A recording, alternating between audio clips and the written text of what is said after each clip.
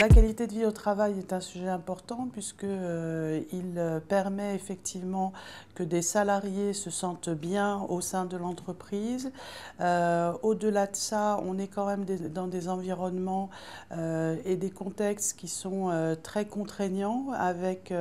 des activités parfois qui sont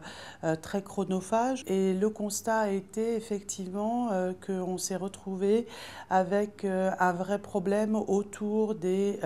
risques psychosociaux, autour des attentes des collaborateurs par rapport à leur métier, au sens que leur métier a aujourd'hui et surtout par rapport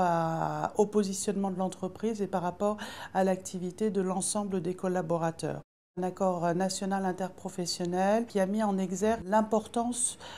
pour les collaborateurs d'arriver à avoir du plaisir dans leur activité professionnelle, être dans un environnement qui ne soit pas néfaste sur le plan de leur santé, que ce soit au travers des conséquences liées à l'organisation ou au port de charge ou au travail sur écran, donc tout ce qui tourne autour des troubles musculo-squelettiques, tout ce qui tourne autour des contraintes physiques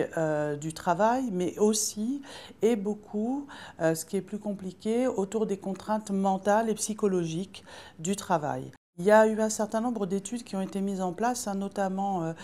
par la sécurité sociale au travers du budget que représentent les arrêts maladie. Pour revenir à la notion vraiment de performance de l'entreprise, c'est une banalité de le dire, mais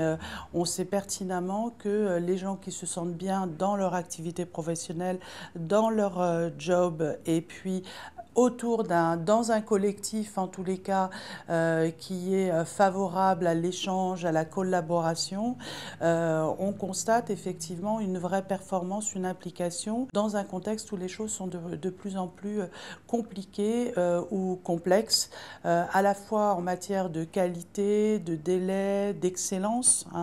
et d'une confiance réciproque entre l'employeur et les collaborateurs.